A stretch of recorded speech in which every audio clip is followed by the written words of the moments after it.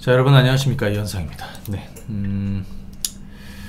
자, 10월 29일 금요일 장 마감 후에 영상을 좀 드립니다. 예, 이제 10월 장 마무리 되는데요.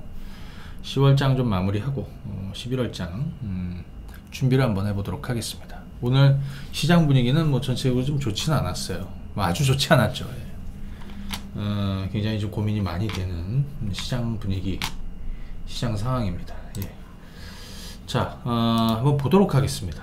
10월장 마무리하고 11월장 준비하면서 시장에 대한 거, 그 다음에 주요 종목군들 흐름에 대해서도 좀 같이 점검을 좀 드리도록 할게요. 우선 오늘 국내 증시 코스피는 1% 하락 마감입니다. 마이너스 1.2% 하락 마감이죠. 네. 장중에 낙폭을 계속 키웠습니다. 예를 들어 개장하고 갭상승 출발했다가 전형적으로 전강 후약으로 훅 밀렸습니다. 물론 예상되었던 내용입니다. 미증시는 자, 다우존스 산업지수도 상승 마감했고요. 그 다음에 나스닥은 고점을 돌파했습니다. 그죠? 예, 고점을 돌파했고 S&P 500도 그죠? 고점을 돌파했습니다. 그죠? S&P 500도 고점을 돌파했다. 3대 지수 모두 다 좋았다. 그죠? 예. 특히 이제 실적 시즌에 대한 이런 기대감들 좋게 분위기가 이어지고 있고, 그 다음에 최근 들어서 뭐 인플레이션이나 이런 우려감이 좀 줄어들고, 그죠? 뭐 테이퍼링 곧 시작이 되겠지만 그 불확실성도 벗고, 그래서 사실은 기업 실적에 대한 그런 기대감으로 계속 올라가고 있었던 그런 분위기였고요. 그래서 마감도 그렇게 좋았습니다.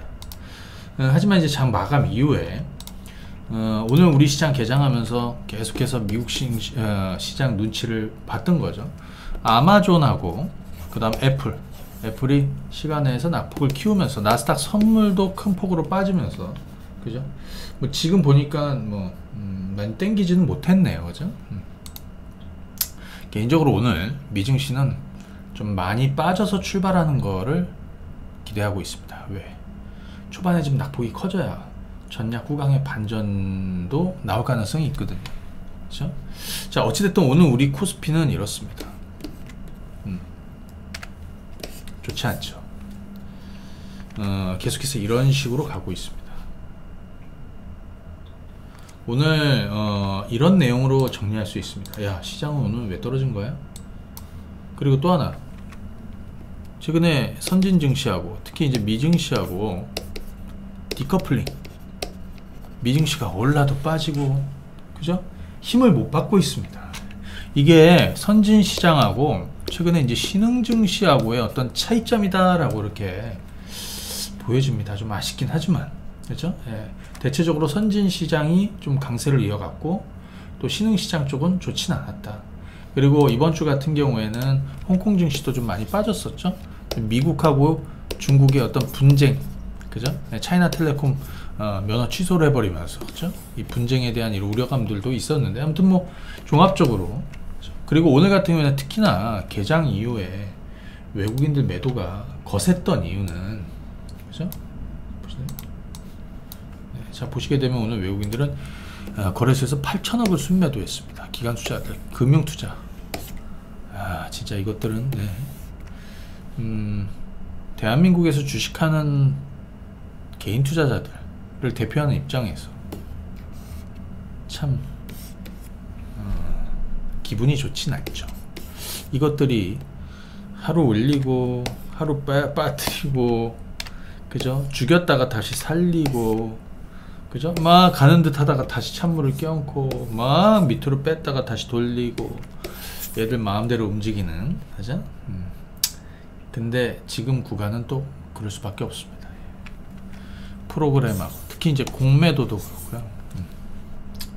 결국에는 시장에 어떤 큰 모멘텀이 없는 상황이기 때문에 증시는 늘어져 있는 그런 상황이다라고 보시면 됩니다.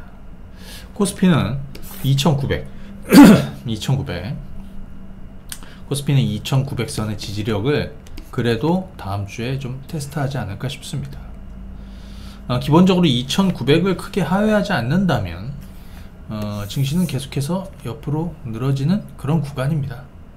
다만 재미는 없죠. 그 과정에서 일부 종목군들이 순환 상승을 보이는, 그죠? 뭐 최근 들어서 뭐 ETF 관련, 메타버스 관련해서도 그랬고, 그죠? 그 다음에 뭐 또 뭐 엔터주들이나 뭐 게임주들도 거기에 포함이 됐었고, 그죠? 뭐 여러 가지예요. 뭐 2차 전지는 좀 죽었었고, 그죠? 뭐 그런 분위기입니다. 뭐 NFT 관련한 주식들, 뭐 이런 것도 좀 괜찮았고요. 그 다음에 뭐 실적 개선주들, 뭐 이런 것들도 좀 올라오고 했는데, 전체적으로 봤을 때는 역시 무겁고 좋지 않다. 오늘 양시장에서 스펙이나 뭐 우선주까지 다 포함해 가지고 한 5% 이상 오른 종목이 몇 개나 될까 보시면 50개가 안 됩니다. 50개 정도밖에 안 돼요. 뭐 스펙이나 뭐 우선주까지 다 포함해서 그만큼 시장 보기가 좀 어렵긴 하네요. 자, 우선 있는 그대로 한번 보도록 하겠습니다. 코스피는 이렇습니다. 그 다음에 이제 코스닥은 앞선 저점을 잘 유지하고 있고요. 뭐 기술적으로 21이평선도 지금 깔고 있습니다. 그렇죠? 예. 자, 그럼 이제 코스피에 영향을 많이 주는 삼성전자, 시가총액 1위 삼성전자하고 SK하이닉스에 대한 뷰입니다. 삼성전자는 이번 주 실적이 나왔습니다. 근데 제가 아마 3분기의 실적 발표는 주가의 영향력은 거의 없다라고 얘기했습니다. 그죠? 예. 주가의 영향력은 거의 없다. 네. 거의 없다. 뭐 그런 얘기 들었죠. 영향력은 없습니다. 전날에 삼성전기가 이렇게 좀 돌리다가, 그죠? 오늘 다시 반락했습니다. 그죠? 네. 다시 반락했습니다. 7만원이 깨졌습니다. 당분간 계속 좀 어려울 가능성이 있다. 다만 일전에 제가 얘기해 드렸던 대로 이 앞선 저점이 안 깨지고 유지되면 좋을 것 같아요. 근데 뭐 깨질 수도 있어요. 그죠? 좀 더 지켜봐야겠습니다. 하지만 만약에 삼성전자가 이렇게 밑으로, 제가 삼성전기라고 그랬나? 삼성전자 조금 가파르게 빠지면 한 65,000원에서, 역시 뭐 지금 여기 7만원 아래로 살짝 밀려 내려왔는데, 요 구간이 사실은 완충 구간은 맞아요. 예. 맞죠? 일전에 고점 자리고. 아마 4분기 기대감은 좀 가지고 있다. 그리고 SK하이닉스, 개인적으로 SK하이닉스에 대한 뷰를 조금 바꿔봅니다. 이 SK하이닉스 뭐 사실 이번에 실적 나온 거 보시게 되면 선방했다라고 보이는 게 맞죠. 선방했습니다. 근데 이제 보시게 되면 SK하이닉스를 지난 2년 동안에 우리가 전략을 보면 작년 8월 달에 최저점에 매수했습니다. 이때가 8만원 아래에서도 매수했고 8만원 초반대에도 매수했습니다. 그래서 올 2월 말 3월 초 여기거든요. 14만 5천원 14만원에 전략 매도하고 한 달, 둘, 셋, 넷, 다, 여, 일곱, 여덟, 한 8개월 정도를 계속 관망했는데, 사실은 제가 SK하이닉스를 계속 뭐 안 좋게 얘기했어요. 반도체를 지난 8개월 동안. 근데 이번에 9만원을 깨지길 좀 기다렸는데 9만원이 안 깨졌어. 그런 과정에서 실적 발표 한 거죠. 그러니까 사실 3분기 실적 발표, 이 실적에 대한 불확실성은 벗었다. 그죠? 네, 벗었다. 가격 조정은 9만원까지 이어졌던 거라고 보고 9만원이 쉽게 깨지진 않겠다라고 이제 바꿔서 보셔야 돼요. 그래서 이제부터는 9만원 중반에서 대략 한 10만원 중반 되는 이 구간이 SK하이닉스가 옆으로 누우면서 점차 턴어라운드 시도를 하는, 그죠? 예. 뭐 당장 디램 가격이 오른다든지, 그죠?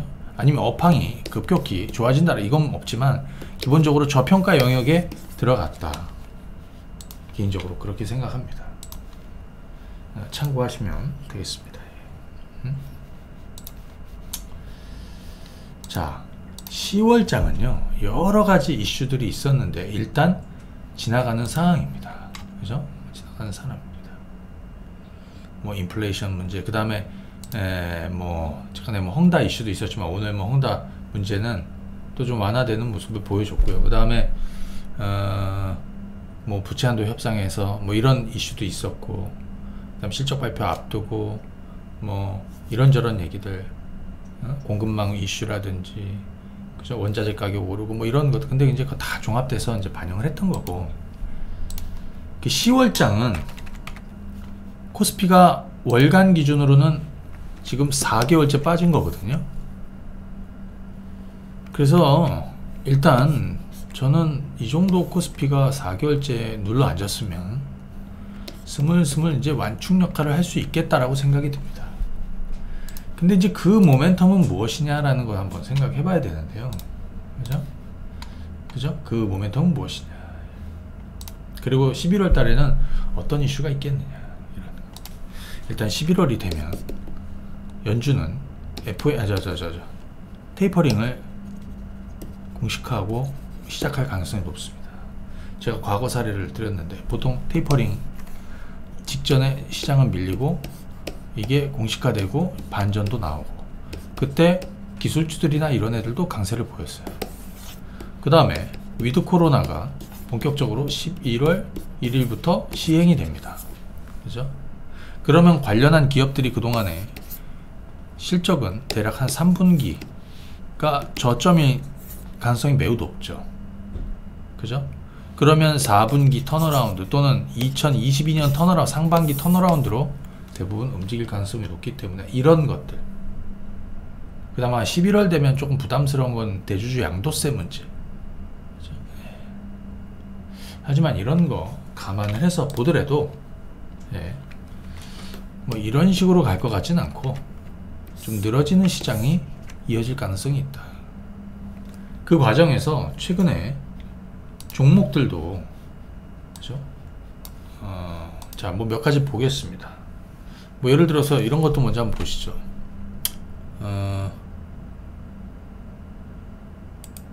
ETF 쪽에서요. 40 1470 이거는 코덱스 K 메타버스 ETF입니다. 뭐 분위기가 이렇게 살아가고 있습니다. 근데 저희도 여기에 해당되는 거는 엔터주를 가장 많이 가지고 있어요.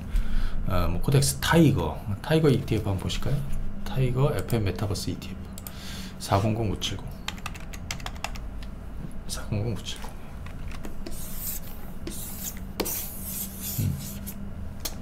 제가 이 선이 이런 식으로 무너지면 관련한 주식들 추가로 매도하겠지만, 이건 지금 숨고르기다라고 보여집니다. 끝나지 않았다고 생각합니다. 왜냐하면 시장이 안 좋잖아요. 시장이 좋아서 뭐 예를 들어서 삼성전자가 뻥뻥 치고 올라오고, 그죠? 그 다음에 대형 기술주들 뻥뻥 치고 올라오고, 뭐 반도체가 막 확살 안 하고, 뭐 이런 흐름이 만들어지면 얘네들이 그동안에 올라온 게 있으니까 주춤거리겠죠. 하지만 그렇지 않더라 이거예요. 보시게 되면 뭐 하이브니, 그죠? 뭐 여전히 견조합니다. 뭐 YG 엔터니 여전히 견조합니다. 뭐 JYP니, 그죠? 여전히 견조합니다. 그죠? 견조합니다. 자, 메타버스 관련해서 구성 종목들 플러스 또 이 관련한 뭐 NFT 투자라든지, 그죠? 뭐 이런 것도 뭐 이슈가 됩니다.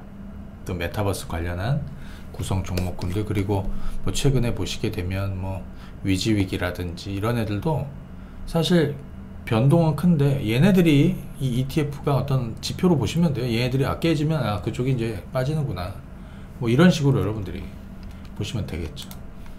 자동차 얘기를 한번 해보겠습니다. 자동차, 제가 자동차, 메타버스, 2차전지, 뭐 그다음 반도체 쪽은 아까 말씀드린 SK 하이닉스의 반전을 좀 기다려 보시고, 위드 코로나 등등등 한번 말씀을 드려보죠.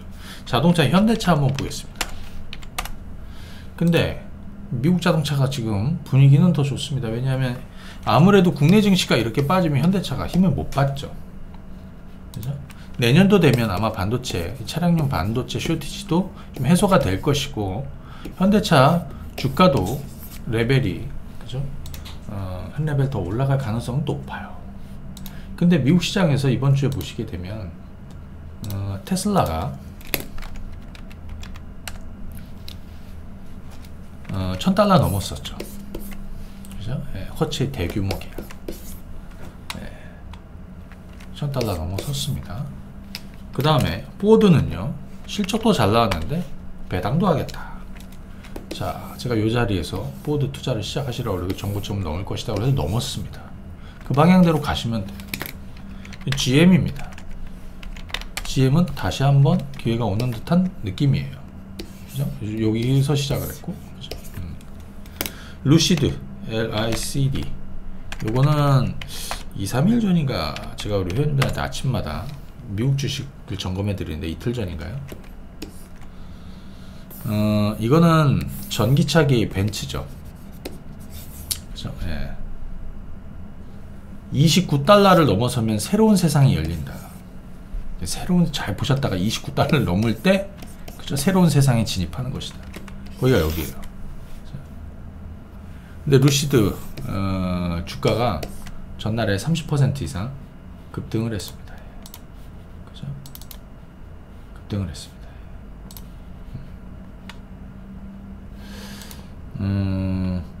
새로운 레벨업이 시작이 된다. 그죠? 예.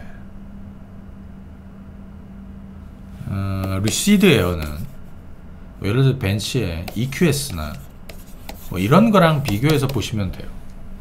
그죠? 예. 전기차가 그동안은 어떤 대중적인 이미지, 그죠? 뭐 이런 거, 그죠? 뭐 예를 들어 테슬라의 스탠다드 모델 같이. 하지만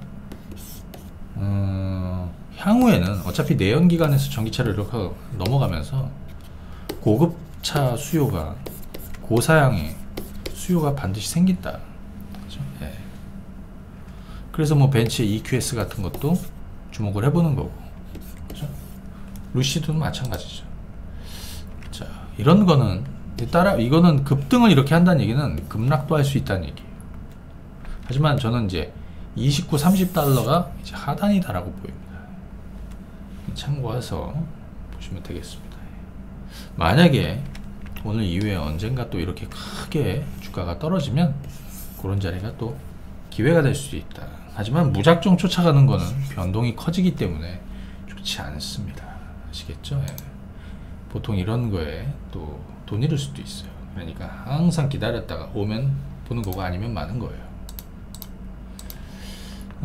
그리고 이런 거 한번 보겠습니다. 오늘 보시게 되면 위드 코로나 사실 이제 곧 시작이 됩니다. 관련한 주식들도 오늘 예를 들면 주가가 좀 빠진 애도 있어요. 뭐 아시아나항공 같은 애, 항공주들 중에서도 오늘 아시아나항공이 좀 빠졌습니다. 물론 저가 매수로 하는데, 야, 이거는 사실 아시아나하고 대한항공은 최근에 이제 가장 조금 문제가 있었던 게 결합 심사가 계속 늦어졌던 건데, 공정위가 연내에 끝내겠다고 말을 했습니다. 국토부하고 협의를 해서 연내에 결합 심사 마무리하겠다. 뭐 일부 노선에 대한 독점, 뭐 이런 거에 대한 문제가 있지만, 그죠? 저는 오히려 저가권이라고 생각이 들어요. 지금은. 이런 것도 한번 볼까요?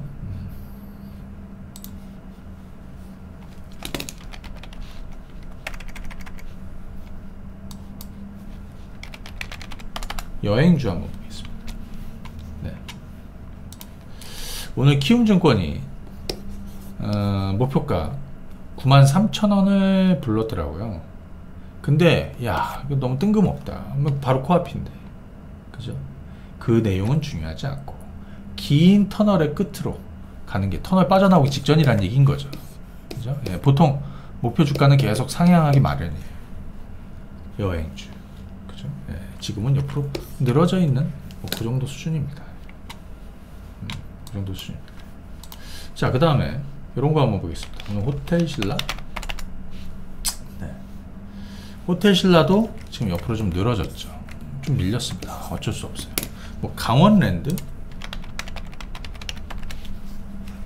자, 최근에 이렇게 올라가다가 좀 눌렸습니다. 근데 저가 매수는 들어오죠. 근데 이거는 뭐냐면 최근에 2-3일 동안 시장이 빠지고 오늘 같은 경우에도 변동이 계속 컸는데 결국에는 밑골이 달리고 돌려냈다.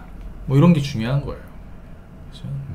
그렇죠? 참고하시면 되겠고, 오늘 좀 특징적인 주식들 중에서 셀트리온 같은 게 있습니다. 이거는 밑반이 열렸어요. 요렇게 깨질 때는 이런 밑단에서 한 물량은 조금 줄여야 돼. 근데 오늘 왜 떨어졌느냐, 여기 떨어진 게 머크 때문에 떨어졌죠. 머크에 먹는 치료제, 코로나 먹는 치료제. 근데 이 머크가 그 치료제를 다른 제약사에 특허를 포기하고 복제약 만드는 걸 허용하겠다. 그게 보니까 오늘 악재가 되었던 거라고 생각이 듭니다. 생각이 듭니다. 요거는 이제 그렇고요. 네. 그리고 뭐 백화점 주식들, 현대백화점, 뭐 신세계, 롯데, 오늘 롯데는 플러스라고요. 이런 것들도 밑단이 이렇게 있습니다. 참고하시면 됩니다. 이런 것들은 대부분 다 이렇게 턴어라운드 하는 주식이죠. 결국에는 위드 코로나가 시작이 되고 또 연말 특수도 있고요. 그래서 이런 것들은 저평가 주식들로 그냥 분류를 해서 놓고 보면 된다. 자, 뭐 사실 오늘 뭐 종목들 이렇게 저렇게 많이 뭐 점검하는 것보다 전체 시장 분위기는 어떻게 알 것이냐, 이겁니다. 다만 다음 주가 굉장히 중요해 보인다라고 생각이 듭니다. 물론 이 시장은 이럴 수도 있어요. 11월 달에 죽였다가 연말장세나 연초장으로 이렇게 올라가는 마지막 하락이 있을 수도 있습니다. 또 그렇게 바라지 않는 거죠. 이 정도는 좀 지키면서 갔으면 좋겠다. 또는 코스닥도 마찬가지. 그렇죠? 이 저점에서 지금은 절반이지 않습니까? 그죠? 하지만 이제 980선, 70선은 좀 지키면서 반전이 나오는 게 좋겠다 이거죠. 자, 기본적으로 이렇게 한번 보시면 될 것 같아요. 전체로 증시가 많이 밀려 있습니다. 이럴 때일수록 첫 번째, 잦은 매매를 하지 말자. 예를 들어서 내가 여기서 손해를 좀 봤어요. 그럼 곧바로 다른 승부를 또 해. 근데 요즘엔 잘 안 돼요. 아까 얘기했죠. 오늘 하루 양시장 다 합쳐 2,000개가 넘는 종목에서 5% 이상 오른 주식이 스펙이나 우선주 다 포함해갖고 50개밖에 안 된다고요. 잘 안 돼요. 잦은 매매하지 말자. 차라리 단타하지 말자. 그죠? 내가 좀 저평가되어 있는, 그죠? 특히 밸류에 대한 큰 부담이 없다면 일일비 하지 말자. 그리고 결국엔 그 주식이 턴어라운드 하는 시간을 투자하자. 이런 얘기를 드리고 싶습니다. 그죠? 이런 얘기를 드리고 싶습니다. 그렇게 보시면 됩니다. 그리고 아까 말씀드린 잦은 매매하지 말고, 그죠? 저평가되어 있는 승부를 보는 거고요. 그리고 결국에는 지금은 이제 시간과의 싸움입니다. 시간과의 싸움. 할 수밖에 없습니다. 그죠? 위기처럼 보이고 공포가, 사실은 오늘 지수가 많이 빠진 거죠. 근데 사실 체감 지수는 이거보다 더해요. 굉장히 공포스러울 수도 있어. 그렇죠? 하지만 죽이면 살아나더라 이거예요. 그렇죠? 올라올 땐 순식간에 올라옵니다. 예를 들어서 우리 CJ ENM 같은 거 한번 보십시오. 올라올 때는 순식간에 튀어 올라옵니다. 여기 어땠습니까? 뭐 난리도 아니었습니다. 가장 좋은 찬스를 줬고 순식간에 올라옵니다. 이 기회를 잡아야 됩니다. CJ 라인에 뭐 CJ, CGV 같은 것도 마찬가지예요. 저는 지금 보유하고 있죠. 그냥 여기 깨져갖고 여기 손절해야 되는 거 아닙니까? 그죠? 사실 살아나고 있습니다. 자, 쉽게 포기하지 마시고 차근히 가는 겁니다. 다만 계속해서 얘기해드렸지만 신용 이거 독이 됩니다. 그죠? 예, 무리한 빅 투자는 하시면 안 되겠다. 그죠? 그리고 아까 자동차 얘기하면서 제가 좀 안 보여드린 게 있는데, 제가 ETF 한 2가지 정도 소개해 드릴게요. 하나는 자동차 관련한, 글로벌 자동차 관련한 ETF고, 또 하나는 소위 위드 코로나가 시작이 되면 이제 컨택트 관련한 주식들이 모여있는 ETF. 그죠? 2가지인데요. 하나는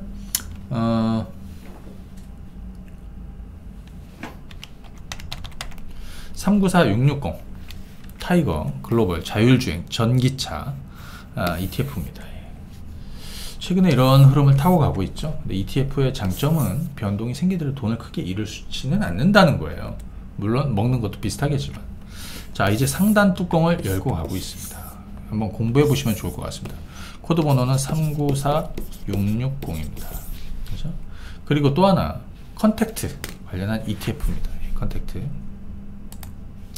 자, 요거는 코드가 388290입니다.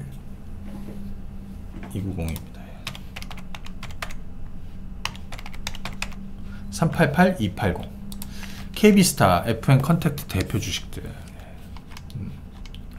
자, 여기 지금 만원대에서 시작을 해서 이렇게 죽였다가요, 다시 이렇게 올라가고.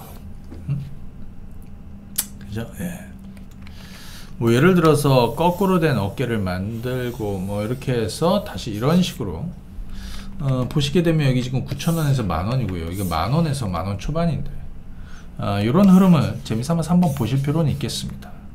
컨택트, 위드 코로나 시대, 이 관련한 주식들이 반전이 나오면 이 주식도 반전이 같이 나오겠죠. 그죠? 참고해서 보시면 되겠습니다.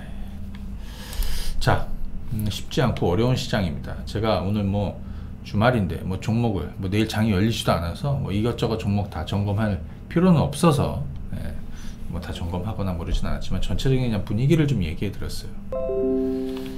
다음 주 월요일 야간 반상회 때 전반적으로 한번 또 얘기해 드리겠지만, 또 한국 주식도 그렇고 미국 주식도 그렇고요. 지금은 좀 여유를 갖고 보시는 게 좋겠습니다. 그리고 주가가 떨어지면요, 자꾸 무리해서 자꾸 추가 매수 떨어질 때마다 추가 매수 하는데 그건 좋지 않습니다. 내가 하려고 했던 물량이 있으면 그 정도는 들고 그냥 가만히 있는 거예요. 오히려 본격적으로 오르는 변곡점을 기다리는 게 좋아요. 예. 자, 누리는 주식은 계속 누리고, 더디는 냅두고, 많이 빠진 주식은 천천히 추가하는, 그죠?